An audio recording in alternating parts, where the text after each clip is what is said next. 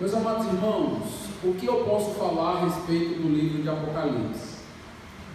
O livro de Apocalipse é um livro fascinante, um livro misterioso, com muitos símbolos, com muita profundidade, um livro certamente que desperta sempre curiosidade.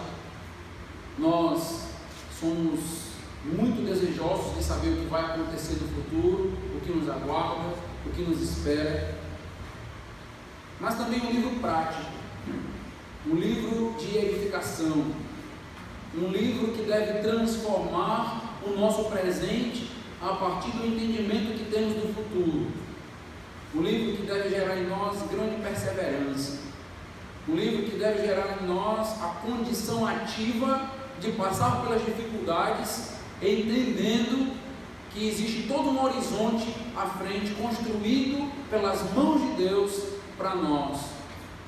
Falar então do livro de Apocalipse, falar daquilo que nos aguarda, daquilo que nos espera, deve gerar em nós um senso de valor, de dignidade, de profunda gratidão, porque é tudo aquilo que Deus tem preparado para nós. Novo céu, nova terra, nova Jerusalém, são realidades que devem fazer a diferença no presente, diferença em nossas vidas. Nós estamos terminando a série do livro de Apocalipse. Talvez seja a primeira vez que você vai ouvir uma mensagem neste livro. Se é a tua primeira vez, todas as mensagens estão disponíveis no site. Então existe aí um canal da igreja no YouTube, você coloca lá no YouTube, Igreja Batista Regular Canaã, e você tem toda a série lá, desde a primeira mensagem até as últimas mensagens. Hoje nós vamos começar o capítulo 22. Abra sua Bíblia, livro de Apocalipse, capítulo 22.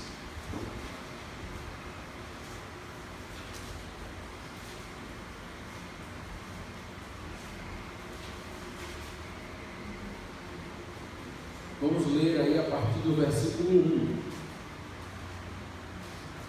Livro de Apocalipse, capítulo 22, a partir do versículo 1. Diz assim a palavra do nosso Deus: Então me mostrou o rio da água da vida, brilhante como cristal, que sai do trono de Deus e do Cordeiro. No meio da sua praça, de uma e outra margem do rio, está a árvore da vida, que produz 12 frutos, dando o seu fruto de mês em mês, e as folhas da árvore são para a cura dos povos. Nunca mais haverá qualquer maldição. Nela estará o trono de Deus e do Cordeiro. Os seus servos o servirão, contemplarão a sua face, e na sua fronte está o nome dele. Então já não haverá noite, nem precisam eles de luz de candeia, nem da luz do sol, porque o Senhor Deus brilhará sobre eles, e reinarão pelos séculos dos séculos. Disse-me ainda: estas palavras são fiéis e verdadeiras. O Senhor, o Deus dos espíritos dos profetas, enviou o seu anjo para mostrar aos seus servos as coisas que em breve devem acontecer. Vamos orar. Deus amado, estamos na tua presença, agradecidos por poder falar desta realidade futura, uma realidade que nos enche de esperança, Senhor. Uma realidade que ansiamos tanto diante deste mundo tão difícil que vivemos. Como esta realidade será maravilhosa, Deus. Coloca como alvo do nosso coração, todos os dias, pensar na realidade celestial, porque esta realidade é real e ela precisa ser aspirada, desejada por todos nós. Suplicamos que à medida que esta mensagem for sendo pregada, explanada, o Teu Espírito Santo possa agir, que o Senhor cresça, que o pastor diminua, para a tua honra e glória. Amém. Nós podemos lembrar que o capítulo 21, que começa a falar desta nova realidade, novo céu, nova terra, nova Jerusalém, deseja nos mostrar que após esse mundo físico que nós vivemos, existirá um mundo também físico, mas também espiritual, uma mescla de físico e espiritual que nós nem conseguimos muito bem entender. Eu já trabalhei com os amados irmãos que a tensão que existe no livro de Apocalipse entre céu e terra, que existe desde o capítulo 1 do livro, se encerra, se resolve no capítulo 21 e no capítulo 22, na realidade que nós estamos estudando agora. O capítulo 21 tem dado grande ênfase à Nova Jerusalém, muitas descrições, muitos detalhes. Nós notamos que a cidade de Jerusalém ela é descrita como uma noiva pura, que desce para Deus, revestida da glória do Senhor. A Nova Jerusalém, ela também faz uma alusão ao templo do Antigo Testamento, como nós já temos estudado e aprendido. Nós notamos que a descrição da cidade, a cidade ser quadrangular, aponta justamente para o Santo dos Santos do Antigo Testamento, o centro da presença de Deus dentre os povos. Acontece que o João deseja dar uma forte ênfase no conceito de adoração na eternidade. Por isso nós temos esta figura sendo retomada, a figura de um centro de adoração. O que João está querendo enfatizar é a nossa identidade. João está afirmando que nós somos adoradores e seremos adoradores por toda a eternidade. O que cabe a nós, salvos em Cristo Jesus, é expressar gratidão, expressar louvor, expressar adoração através da nossa voz. O livro de Apocalipse, ele está repleto de adoração. Nós já vimos em vários trechos os anjos adorando, os anjos louvando, engrandecendo a Deus. E por toda a eternidade nós estaremos louvando e engrandecendo o nome de Deus. É por isso que faz todo sentido, unidos, juntos, hoje, no presente, louvarmos, adorarmos e prestarmos um culto a Deus, porque é isto que faremos por toda a eternidade, agradecermos a Deus por aquilo que Ele fez. A adoração é uma realidade suprema na eternidade. Somos adoradores e devemos começar no presente para dar continuidade a algo que nunca vai acabar, a nossa adoração ao Senhor. O apóstolo João, ele deseja nos trazer um alerta. Ele deseja alertar que sempre que nós ouvirmos falar a respeito do novo céu, da nova terra, sempre que ouvirmos falar da nova Jerusalém, nós devemos lembrar da presença de Deus e da nossa resposta em adoração. Não podemos perder esse link, não podemos perder essa realidade. Estar eternamente com Deus é estar eternamente adorando, estar eternamente engrandecendo, reconhecendo, enfatizando a sua glória. Ter em mente a presença de Deus todas as vezes que pensarmos no futuro com Ele. Mas a Nova Jerusalém não evoca apenas adoração, não evoca apenas este louvor, este engrandecimento, este reconhecimento a Deus. A descrição que é feita da Nova Jerusalém, desta realidade, novo céu e nova terra, também aponta para o jardim do Éden. E esta é a segunda figura que vai aparecer de uma maneira bem rica e bem clara no capítulo 22.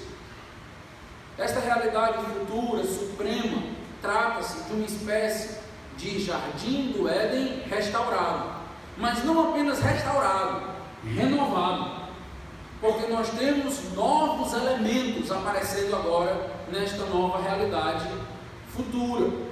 Nós vamos notar um misto entre elementos que se encontram apenas no jardim do Éden, lá em Gênesis, e novos elementos que se encontram apenas nesta realidade futura. Então, quando nós pensamos em Nova Jerusalém, nesta realidade que está por vir, nós temos que lembrar automaticamente do livro de Gênesis e de que o paraíso que foi perdido, a expulsão do homem do jardim, um dia vai ser retomada, restaurada. É o que nós vamos notar melhor hoje. Eu quero refletir com os irmãos sobre a riqueza desta descrição aliada ao conceito de criação de jardim do Éden. Logicamente que quando nós falamos que nós temos um paraíso restaurado, uma espécie de jardim do Éden, não é exatamente tal qual nós encontramos em Gênesis 1, mas é uma realidade semelhante, mas muito superior, infinitamente superior. Apenas por descer do céu e fazer esse vínculo, esta ligação entre céu e terra, já nos mostra a superioridade desta esfera, desta região.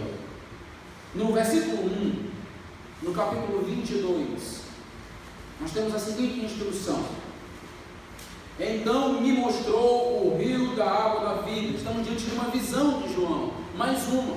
Ele agora está vendo um rio brilhante como cristal. Mais uma vez nós temos o livro de Apocalipse sempre enfatizando a beleza celestial, a beleza desta região, a beleza do novo céu, da nova terra. Então ele descreve esse rio como brilhante como cristal.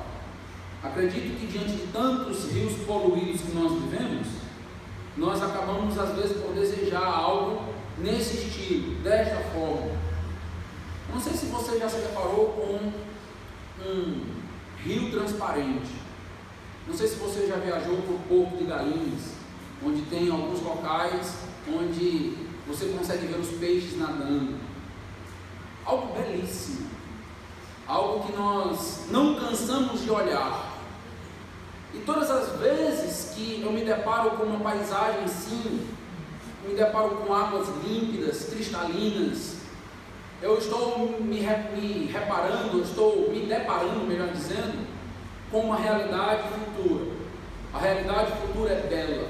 Nós estaremos imersos, nós faremos parte de uma estética maravilhosa celestial, de uma grande beleza. E este rio sai do trono de Deus e do Cordeiro. Nota que esta informação, trono de Deus e do Cordeiro, ela é enfática nesta primeira sessão, tanto que no versículo 3 nós temos a mesma repetição, nós temos aí a mesma informação. É dito no versículo 3: nunca mais haverá qualquer maldição, nela estará o trono de Deus e do Cordeiro.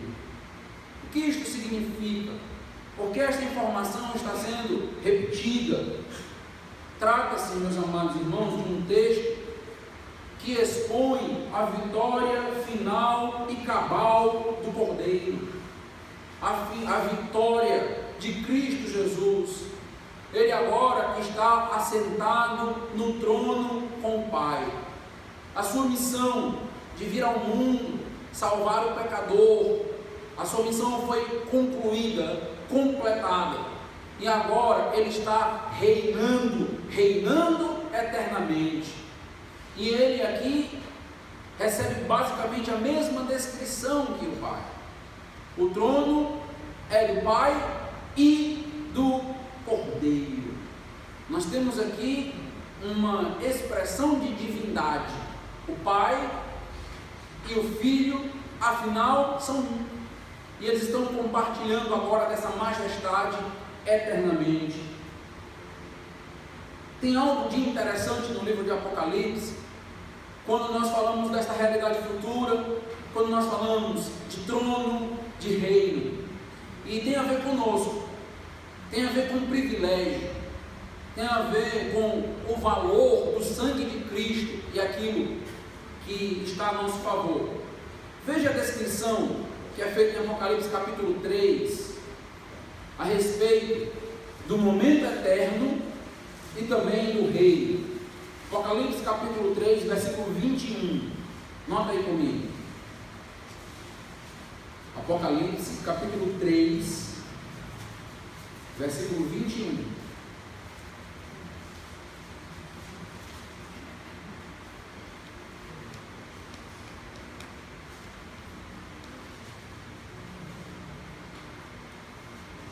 Ao vencedor, dar-lhe-ei sentar-se comigo no meu trono, assim como também eu venci e sentei-me com meu Pai no seu trono.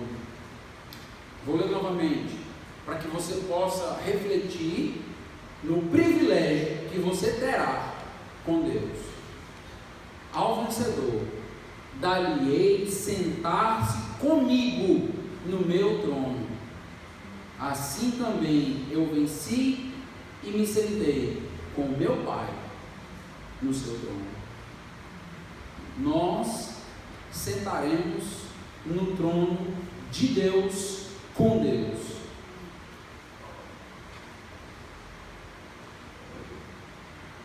Pense nisso. Nós sentaremos no trono de Deus com Deus. Reinaremos com Cristo eternamente. Quando nós falamos de reino, reino é um tema muito complexo. Eu já tenho falado aqui sobre as manifestações do reino de Deus. Então, desde que Deus criou o mundo, Ele criou um reino. Então Ele reina. E Deus vai manifestando o seu reino, a sua agência no mundo, a sua soberania. Quando Jesus encarnou, Ele inaugurou o reino. Por isso nós temos no Evangelho que o reino é iniciado, o reino é começado. Existirá uma manifestação do reino no milênio, um reino físico por 1000 anos. É a manifestação do reino de Deus. Mas o reino de Deus não se encerra no milênio. O reino de Deus é eterno. Deus não deixa de ser majestade. Deus não deixa de ser rei. Eternamente Ele será soberano, majestoso. E é exatamente deste trono real que nós estamos falando. Nós estamos falando do trono de Deus. Deus recebendo adoração, louvor, tributo, sendo reconhecido. Todas as vezes que nós falamos do trono de Deus na Bíblia, você nota que o trono de Deus sempre vem acompanhado de louvor, sempre vem acompanhado de tributo, sempre vem acompanhado de reconhecimento de Deus. Mas agora nós estamos sendo informados de que no trono de Deus também há intimidade. A intimidade entre o Pai e seus filhos, entre nós e Cristo. O trono de Deus é o lugar de encontro entre nós e nosso Deus. Nós estaremos com Ele, nos assentaremos com Ele. O reino de Deus nunca terá fim. E sabe qual é a boa notícia? O reino do Pai é o reino do Filho, que também é o nosso reino. Isto, meus amados irmãos, implica honra, implica ser honrado mesmo sem ter honra, implica dignidade mesmo você não tendo dignidade nenhuma, implica valor mesmo sem termos valor em nós mesmos. Que privilégio estar na presença de Deus, no trono de Deus, com o nosso Deus, sendo tão pecadores como nós somos. Isto é possível por causa de Cristo. Isto é possível porque Cristo morreu para te dar acesso ao trono. Temos acesso ao trono por causa de Jesus. Privilégio. E temos que enxergar assim.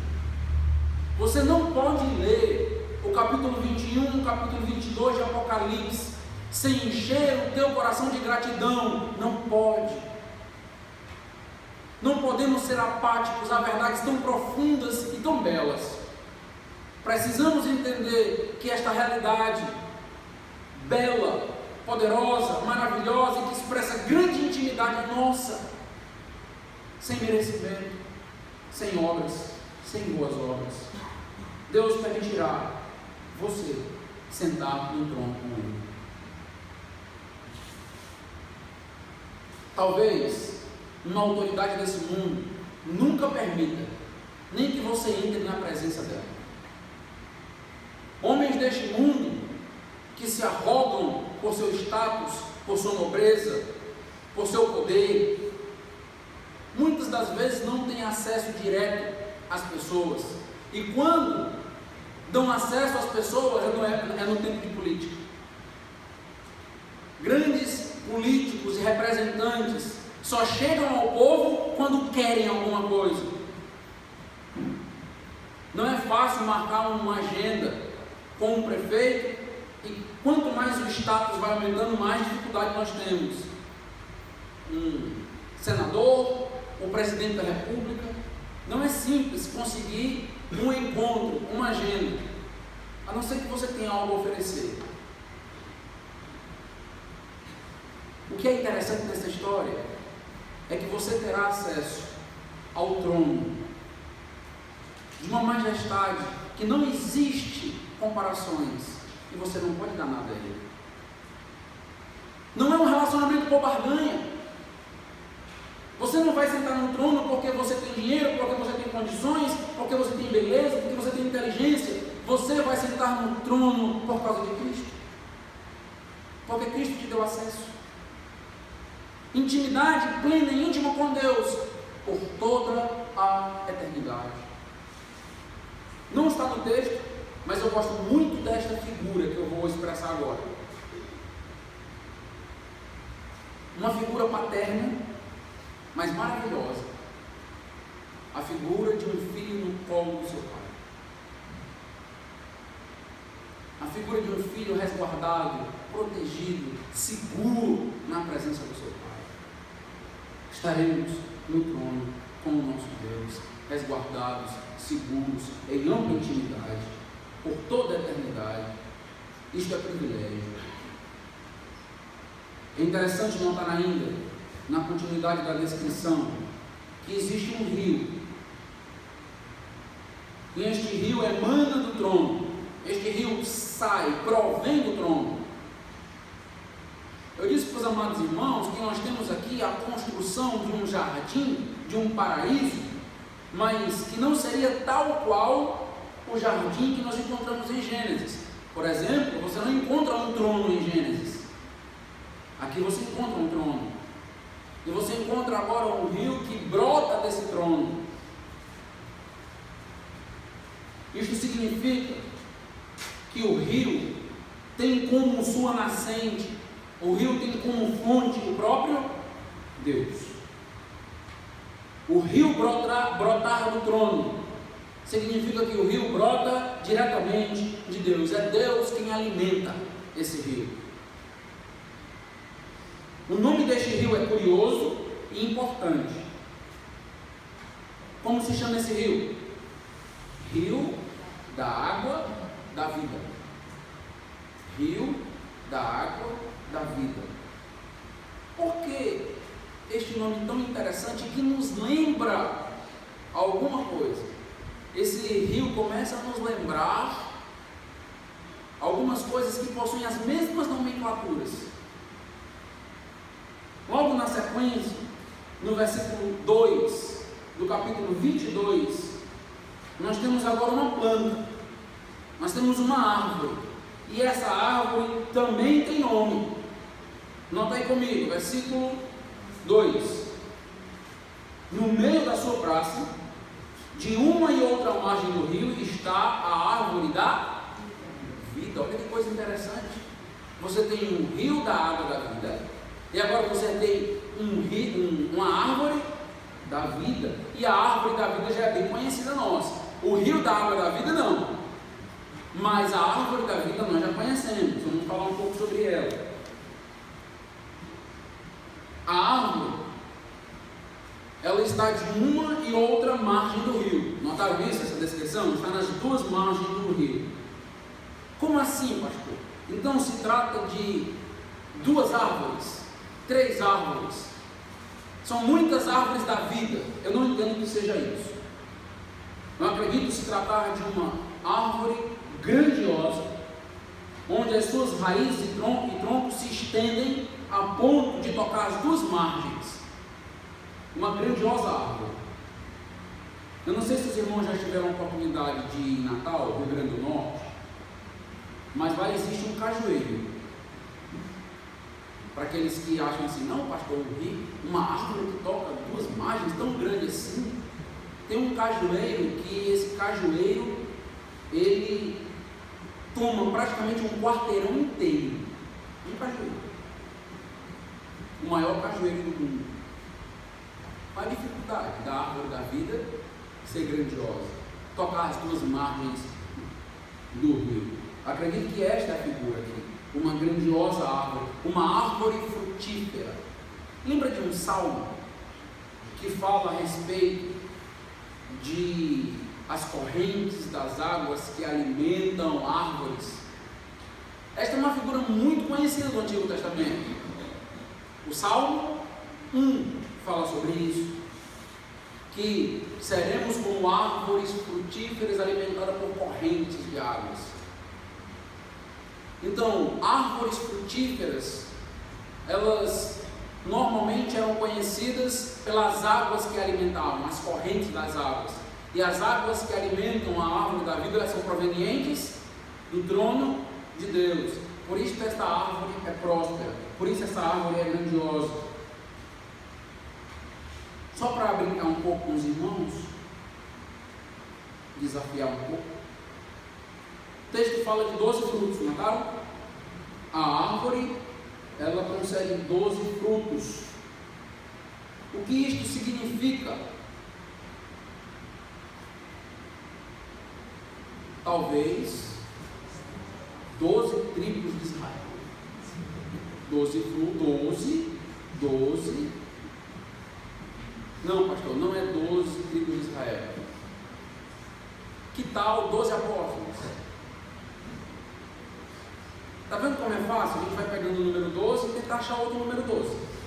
E aí a gente vai vendo onde fica mais legal. É no Antigo Testamento ou no Novo? Você escolhe. O que significa 12 frutos? 12 frutos. Eu não preciso aqui começar a ter uma interpretação mística, mirabolante, para explicar as coisas. Você está dizendo que é uma árvore e que essa árvore produz 12 frutos, e eu não preciso então reinventar a inscrição. É isso exatamente. Temos que ter cuidado com esta interpretação alegorizada que tenta dar significado diferente a tudo e qualquer coisa. Fala de 12 frutos, e aí fala de mês em mês. Vai ter mês, pastor, lá na eternidade? Cada mês tem fruto, cada mês. Vai ter calendário, a gente vai ter agenda. Meus amados irmãos, eu entendo aqui que é uma maneira de mostrar para nós, usando uma linguagem que nós entendemos, que esta é uma árvore que frutifica a todo tempo. Normalmente as árvores não frutificam assim. As árvores têm o seu tempo para frutificar. Não é assim que acontece? Nós temos o tempo do caju, o tempo da manga. E o que ele está dizendo aqui é que não existe esse negócio de tempo. Essa árvore é frutífera o tempo inteiro. Esta é a figura, é isso que ele está querendo dizer. E não que vai haver março, abril, maio, julho, coisa desse tipo. Muito menos julho, né? Que é o mês de São João. Muito menos. Para que serve então a árvore da vida? O texto diz para a cura das nações. Eita, a coisa começa a complicar, né? Cura das nações na eternidade, todo mundo com o corpo glorificado. Cura das nações e vai ter doença. Uma árvore para cura? Como assim? Este é um texto que é alvo de muita polêmica. E aqui se tenta criar toda uma teologia, uma ideia, a partir do conceito de árvore que vai trazer cura. Eu vou tentar explicar para os irmãos como eu compreendo, como eu entendo aqui o conceito. Para isso eu vou prestar a sua atenção, eu vou te levar para Gênesis, vamos tentar entender aqui o que eu quero te dizer com esse conceito. Vamos ver se eu consigo. Às vezes nós temos um entendimento, mas explicar não é tão simples quanto está no interior. Mas vamos tentar mostrar. Qual é a ideia? Eu entendo que nós temos aqui um encadeamento bem interessante, e isso é importante. Então, você tem o trono de Deus que está sendo descrito. Do trono brota um rio, que é chamado Rio da Água da Vida. Eu entendo que este rio está das duas margens o rio passa, existem duas margens onde as árvores estão. Entendo que este rio está justamente alimentando a árvore, por isso a figura da árvore frutífera, uma árvore próspera. No final das contas, a ideia é a seguinte: tudo procede, tudo na eternidade depende de Deus. Tudo nasce em Deus. O rio nasce do trono de Deus. Em outras palavras, a ideia é a seguinte: tudo, mesmo na eternidade, será alimentado, será dependente. Só Deus não é alimentado por nada e por ninguém. Então o rio brota de Deus. A árvore, entendo que a descrição depende do rio, e o homem depende da árvore. É esta a dependência, o encadeamento que está sendo construído. Apenas Deus tem vida em si mesmo, nada alimenta Deus, nada mantém Deus. Vamos entender um pouco a questão da árvore da vida e do homem. A primeira vez que a árvore da vida aparece na Bíblia não é em Apocalipse. A primeira vez que a árvore da vida aparece é em qual livro? Gênesis. É interessante que aparece no primeiro livro e no último livro. Então, o primeiro livro completa o último livro. Que coisa interessante, né?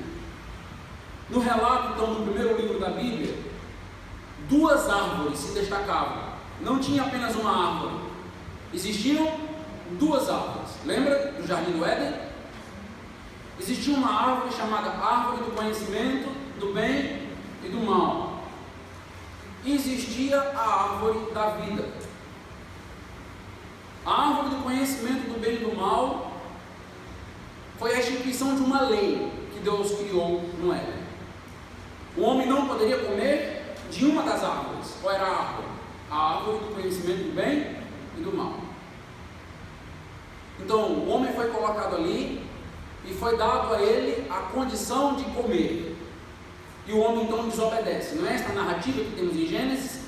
E ele desobedece. Ele acaba sendo a mulher iludida pela serpente. O homem então também come. E assim toda a raça se torna pecadora. É interessante notar que na eternidade só tem uma árvore. Não existem mais duas. Não existe árvore de conhecimento do bem e do mal lá no futuro. Notaram isso? Não existe. O que isso significa? Que não tem como desobedecer a Deus. Não tem. Seremos privados de desobedecer a Deus. Pastor, e a liberdade? E a liberdade? Freedom? Não tem. Não tem. Não tem liberdade no céu? Não.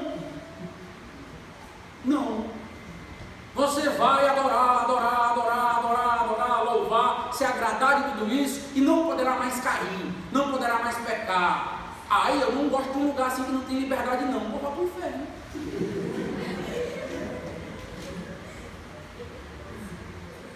Esse é o céu. Não tem árvore do conhecimento do bem e do mal. Não tem. Acabou. Cessou.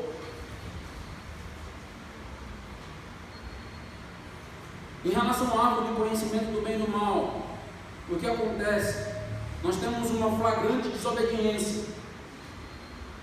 O homem e a mulher comem daquela árvore e os seus olhos se abriram. Essa é a história. Deus alertou, Deus avisou. Caso eles comessem do fruto daquela árvore, eles morreriam. O que aconteceu? A partir daquele ato de rebeldia, a morte foi inaugurada. A partir daquele momento, a morte existia. Às vezes nós temos dificuldade de entender por que Adão e Eva não morreram instantaneamente. Mas eles não morreriam? Eles não morreram. Eles continuaram vivos. E aí? Deus mentiu? O que aconteceu? Eles morreram ou não? Vamos entender aqui essa questão. Quando nós falamos de morte na Bíblia, todas as vezes que você ouve falar de morte, você precisa entender que na Bíblia tem pelo menos 3 sentidos para a morte. Pelo menos 3. Primeiramente, o sentido mais básico de morte é separação. É o significado da palavra morte. Separado. E nesse sentido, aconteceu. O homem foi separado de Deus. Lembra que ao pecar, o homem foi expulso do jardim de Deus. Ele usufruía de grande comunhão com o seu Senhor.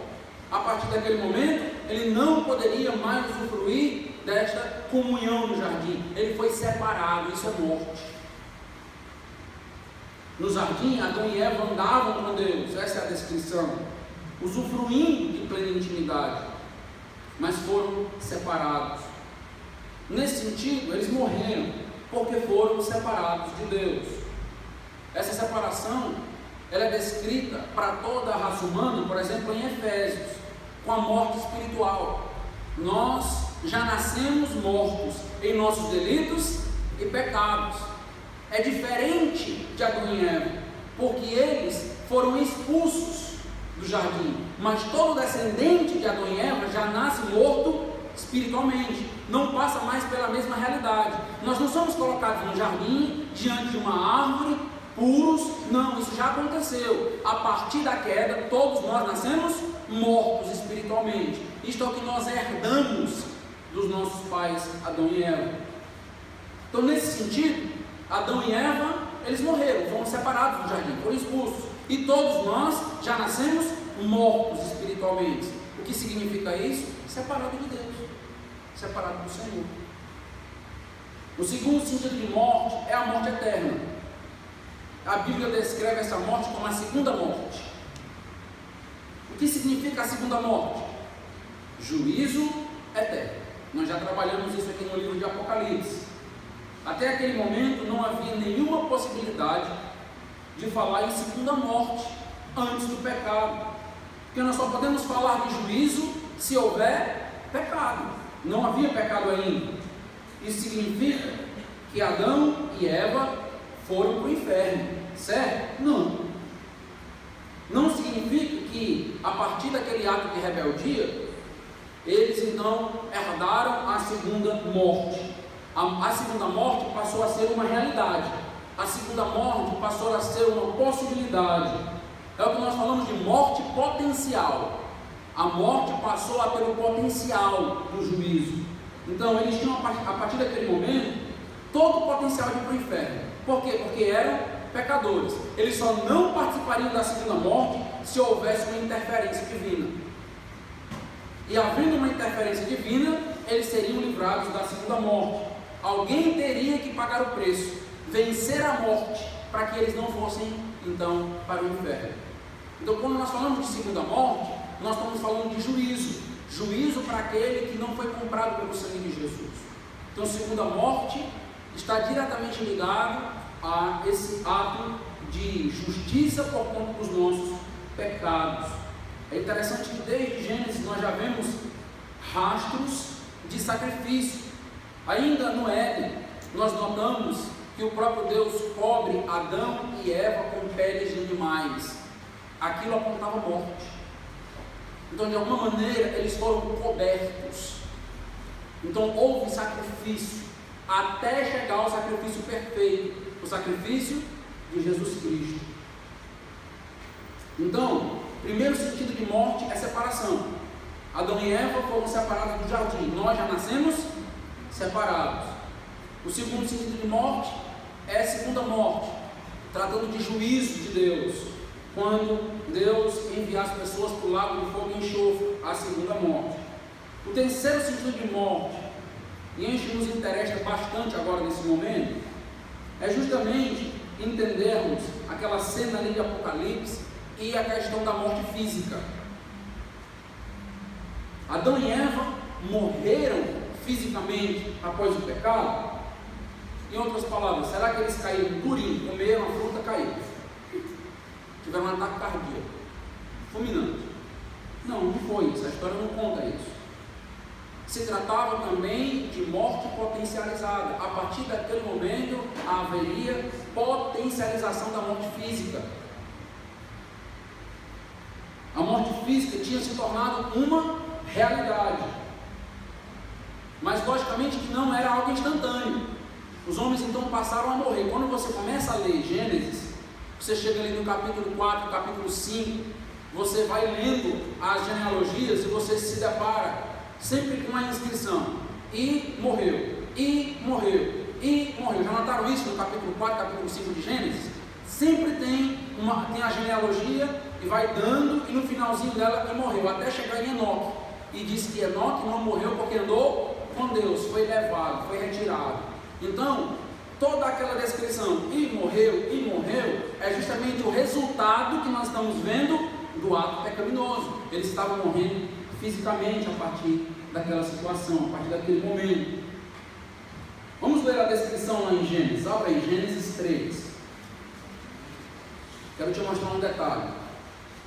Gênesis 3, versículo 22. Tudo isso vai explicar uma árvore que cura na eternidade. Esse é o meu propósito. Gênesis 3, 22.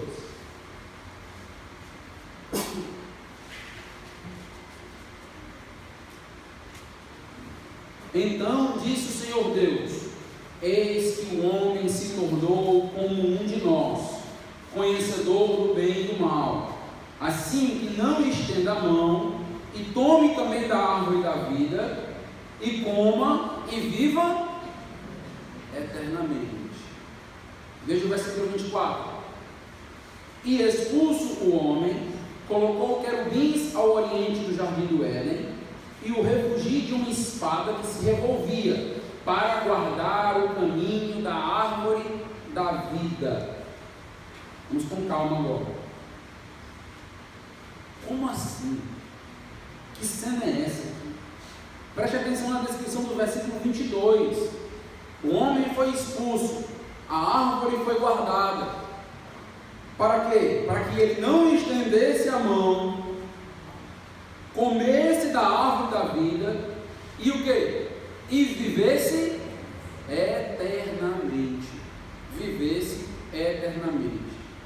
Agora me responda: se o homem pecador, e aqui já tinha consumado o pecado de Adão e Eva, se o homem pecador comesse da árvore da vida, ele viveria eternamente?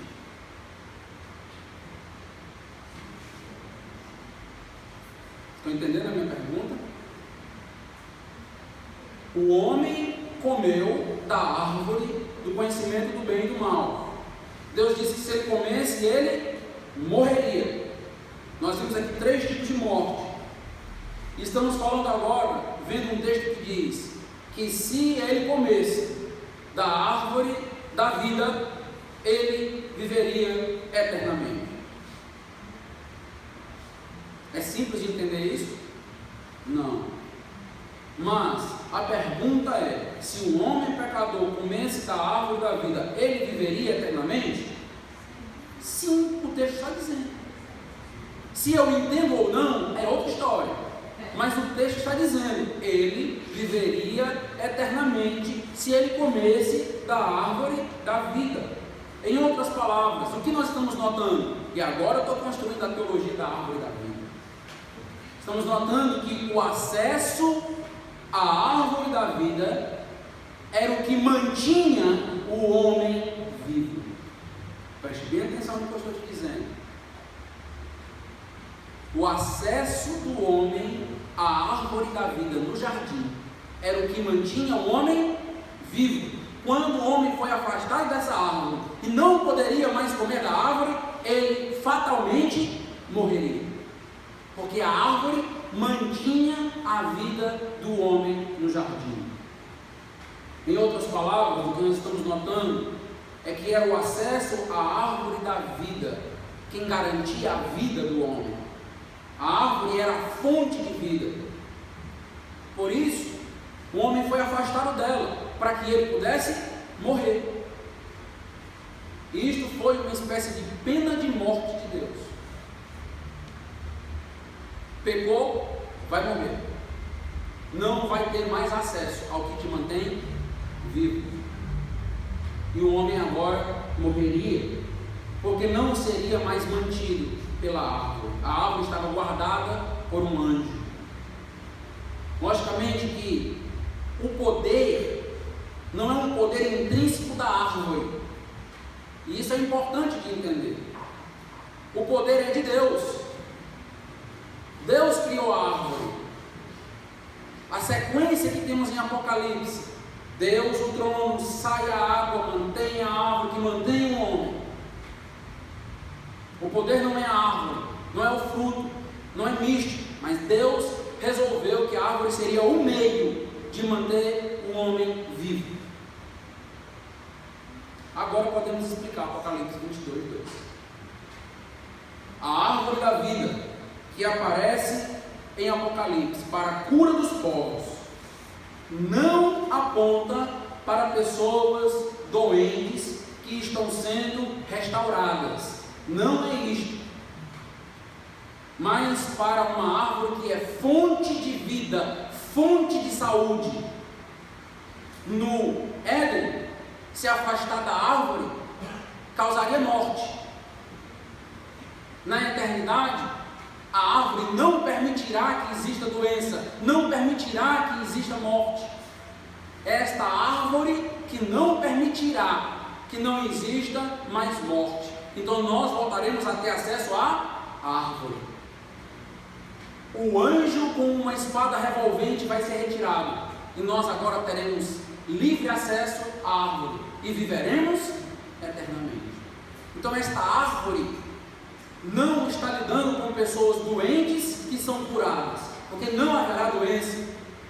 A árvore está lidando com a prevenção disso.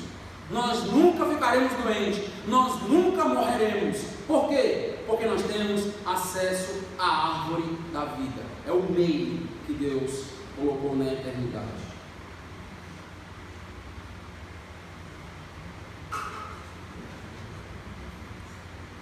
Na eternidade, o acesso da árvore da vida vai ser retomado, liberado, e o homem vai agora viver para sempre, mas não mais em pecado, viver para sempre em santidade.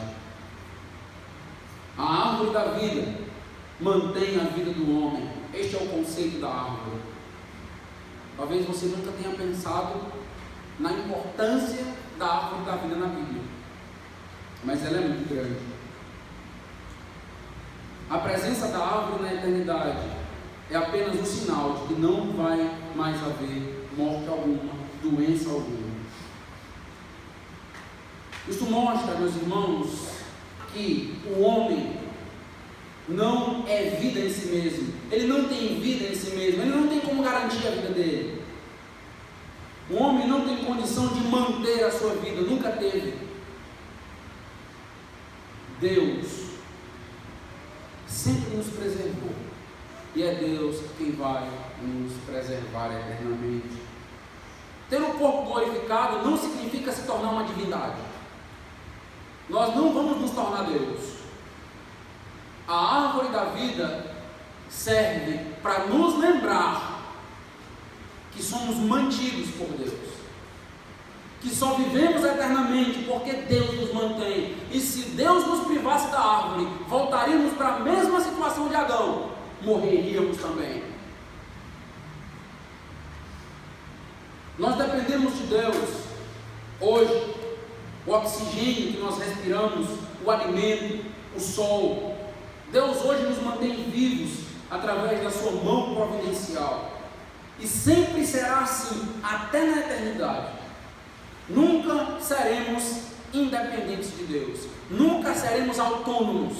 Estaremos no céu, completamente dependentes do Senhor. Sempre precisando dele. A árvore da vida é a evidência na eternidade de que só somos eternos por conta de Deus. Deus é o único que tem vida em si mesmo e eternidade em si mesmo.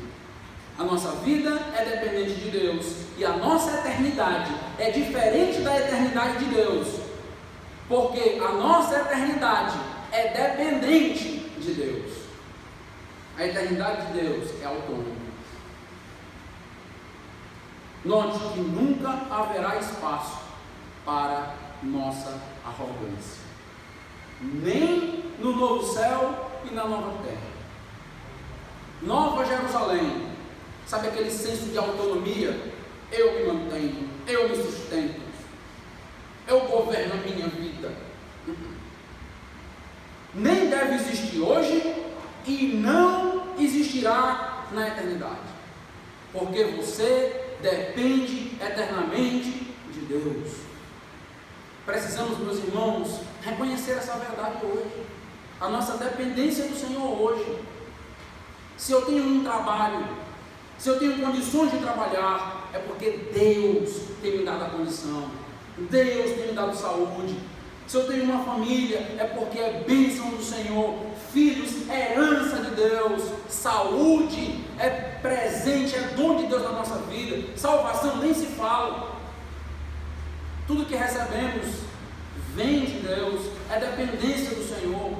Cuidado com o senso de autonomia, de arrogância, de orgulho. Não há espaço para esse sentimento no céu, porque mesmo quando você tiver o corpo glorificado, você dependerá de Deus para ser eterno.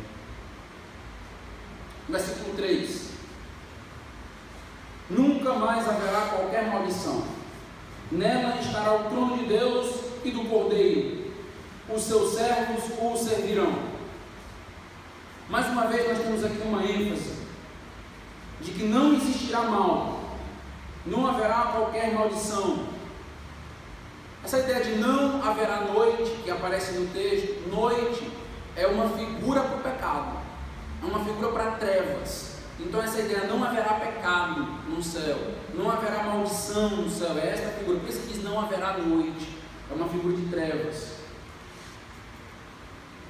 Eu quero chamar a atenção aí do versículo 3, para o finalzinho do versículo. Os seus servos cruzarão os braços e ficarão olhando os outros trabalhar. Os seus servos reclamarão do céu. Tem gente que eu acho que quando chegar no céu vai achar defeito. Quem acha defeito em tudo. Então quando chegar no céu vai ficar procurando. Rapaz, acho que essa nuvem não está no lugar certo. Servo serve. O que servo faz é trabalhar. Servo se dedica. Servo tem compromisso com Deus. O que os servos estão fazendo aqui na eternidade? Servindo. Pastor, eu não gosto de servir. Pois o céu não é esse lugar, meu amigo. Porque o céu é lugar de serviço. Se você não gosta de adorar, você tem que ir para outro lugar. Se você não gosta de trabalhar, você tem que ir para outro lugar. Céu é lugar de servir a Deus. E o nosso estágio é agora, viu? Não se conformar em ser um crente de braços cruzados, sem servir, sem fazer, sem trabalhar. Deve se incomodar. Eu quero servir, eu quero trabalhar. Por quê? Porque faz parte da nossa identidade. Nós somos servos. Nós somos adoradores e servos. Nós somos. Um servo que não serve, não serve. Somos servos.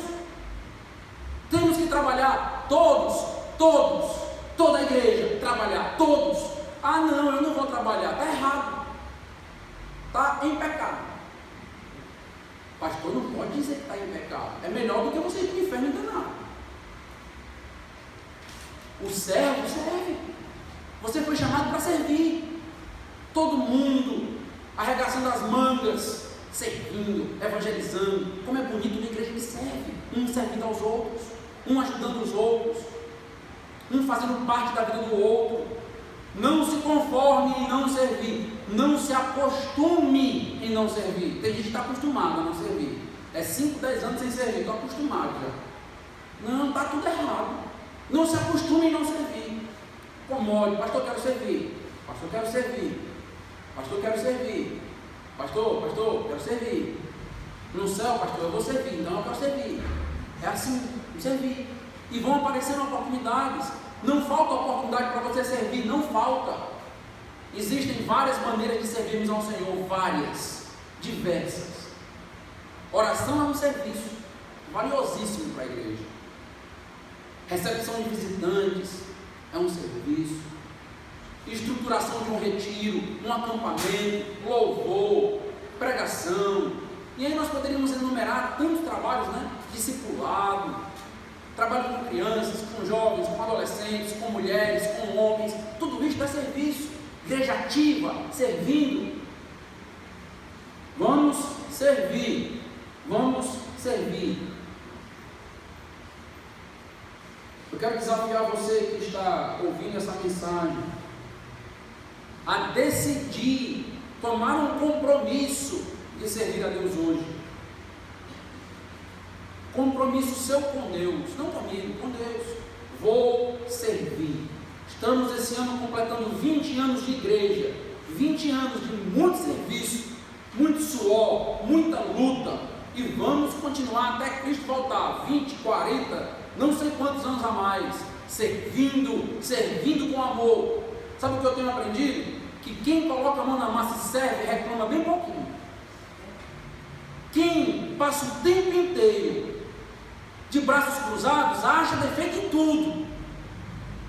Servir, vamos trabalhar, todo mundo junto, servindo, amando, dedicado, porque nós vamos fazer isso no céu a eternidade inteira. Então não se canse de fazer.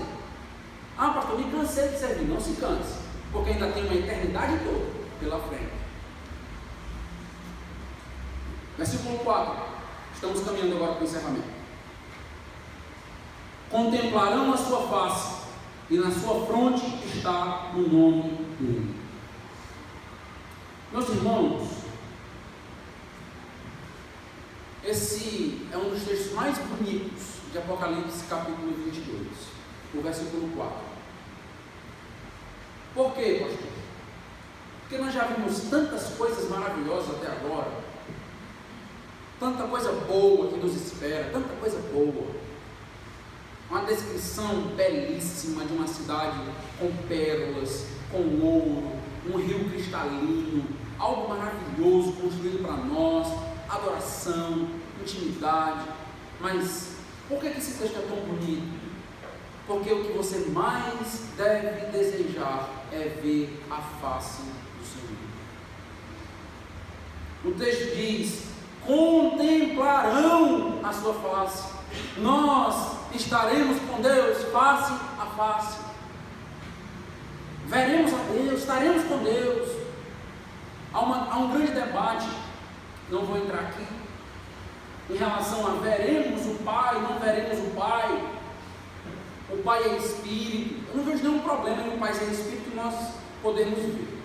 Porque anjos são Espíritos e em determinado momento Deus deu condição para que pudesse ser visto um exército inteiro de anjos. Então não vejo problema algum.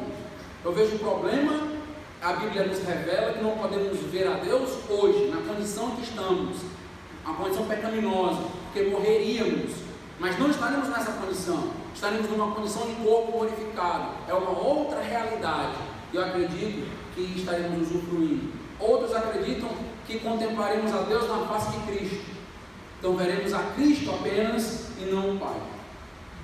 Eu entendo que é ver a Deus mesmo, Pai, não sei como, não há como explicar muitos detalhes, porque a própria Bíblia não nos diz, mas entendo que estaremos na intimidade, contemplando, vendo a Deus.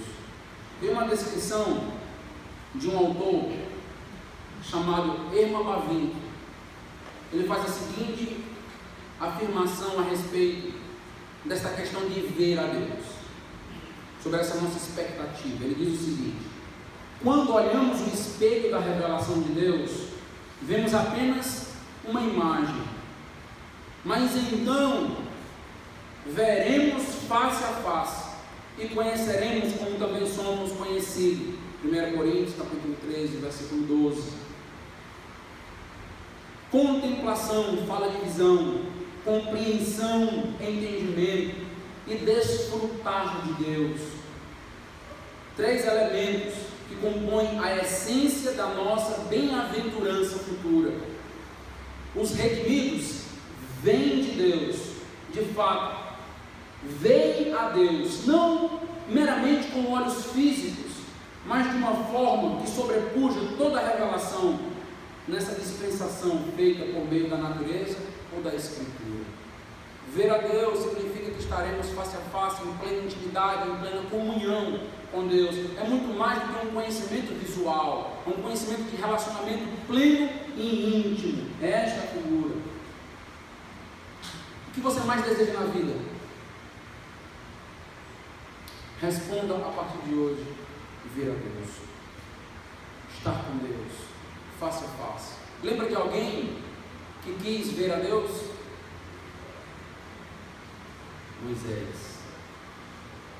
Moisés pediu para Deus, para ver a Deus. Nós temos toda uma descrição no Antigo Testamento, onde Moisés pôde ver apenas uma parte da glória de Deus. Ver a Deus é um anseio, é um anelo, é um desejo de todo crente, deve ser. Até mesmo um ateu deseja ver a Deus. Tem pessoas que dizem assim: se eu pudesse ver a Deus, eu acreditava. Se Deus existe, por que Ele não aparece? Por que Ele não se materializa? E eu simplesmente passaria a acreditar na sua presença. Essa é a síndrome de Tomé. Lembra de Tomé? Um dos apóstolos. Jesus ressuscitou, só acredito? É assim não, eu tenho que ver com esses olhos que a terra há de comer. Aí ele aparece para Tomé. Jesus aparece para Tomé. Toca nas minhas chagas, coloca o dedo na ferida. E o que ele disse para Tomé? Bem-aventurado aqueles que creram e não viram, não precisaram ver para crer, eles creram. Bem-aventurado aquele que já contempla a face de Deus pela fé.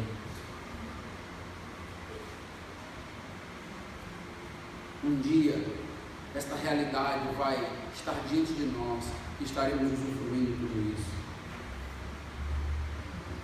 Olha comigo, versículo 6. Disse-me ainda: estas palavras são fiéis e verdadeiras. Essa expressão aparece várias vezes na Bíblia, várias vezes. Essas palavras são fiéis e verdadeiras. Eu quero encerrar afirmando que, por mais que estejamos lidando com uma realidade futura, que por mais que estejamos falando essa noite de uma realidade que parece tão distante de nós, uma realidade invisível aos nossos olhos, são palavras fiéis e verdadeiras. São palavras dignas de confiança e de apreço, porque trata-se da palavra de Deus. Nós não estamos diante de um mero conto de fadas, de uma mera ilusão do futuro. A Bíblia reclama para si o fato de ser a verdade. Se ouvirmos e levarmos a palavra de Deus na brincadeira, fazendo pouco caso, menosprezando a palavra de Deus, se tratarmos a palavra de Deus apenas como mais algumas informações, da mesma maneira que o céu é azul, tem toda essa descrição na Bíblia, nós estamos cometendo um grande erro de categoria, porque nós estamos falando de algo fiel e verdadeiro. Estamos diante da única verdade que é digna de ser crida. Nem mesmo aquilo que nós vemos, às vezes é verdade. Já ouviu falar de ilusionismo? Mágicos. E diante dos nossos olhos, eles fazem com que a gente não veja algumas coisas e veja outras. Os nossos olhos nos enganam, o nosso coração nos engana, apenas Deus não nos engana. A palavra é fiel e verdadeira. E com isso eu quero te dizer o seguinte: tudo isto que nós acabamos de ver, que expressa dignidade, valor, beleza, intimidade com Deus, majestade na presença do trono, adoração, tudo isto trata-se de verdade fiel. Assim se dará.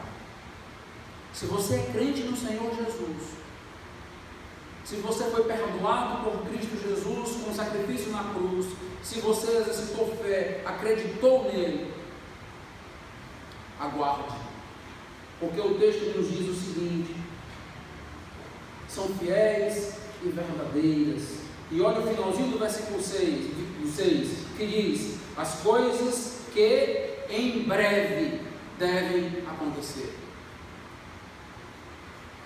As coisas que em breve devem acontecer. O plano de Deus está se consumando, está sendo construído na história. Está chegando um momento, esse momento está chegando, de estarmos com Ele em plena intimidade, com Ele no trono, face a face, usufruindo, adorando, servindo, glorificando. E isto, meus amados irmãos, exige de nós bom ânimo, tem de bom ânimo, tem de gratidão, desperte espiritualmente. Toda uma realidade espiritual está se descortinando diante dos nossos olhos. Levantemos a cabeça, não achemos que podemos continuar na ineficácia. Façamos o nosso trabalho, amemos a Deus hoje, experimentemos de Deus hoje, em oração, em plenitude, em intimidade. E certamente, mais certo do que você acordar amanhã de manhã, porque você não pode me garantir que vai acordar amanhã de manhã vivo, mais certo do que a tua vida amanhã de manhã, são essas palavras, porque elas são fiéis e verdadeiras. Vamos orar. Deus amado, Deus Todo-Poderoso, estamos na tua presença, humildes, humilhados, reconhecendo os nossos pecados, reconhecendo os nossos erros e falhas, reconhecendo, ó Deus, a nossa pequenez, para que a tua grandeza sobressaia. Ó Deus, não somos dignos de ser recebidos no céu, não somos dignos de viver nesta cidade maravilhosa, de usufruir de tantas bênçãos, de tanta comunhão, de tanta intimidade contigo. Não somos dignos.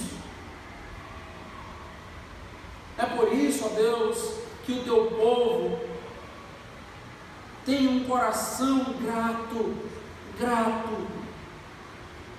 porque nós não poderíamos usufruir dessa realidade sem o Senhor. Obrigado, Deus, por me mostrar o que está para acontecer, e que eu possa de fato acreditar nisso, depositando todas as minhas fichas nesta realidade. Eu quero te louvar e agradecer por isso, e que esta realidade espiritual, esta figura de sentarmos contigo no trono eternamente, possa permanecer na nossa mente durante toda a semana, e que possamos sempre que lembrar dessa mensagem, olhar para o Senhor e glorificar, na grande expectativa de ver a tua face. Em nome de Jesus. Amém. Quero convidar a igreja para ficar.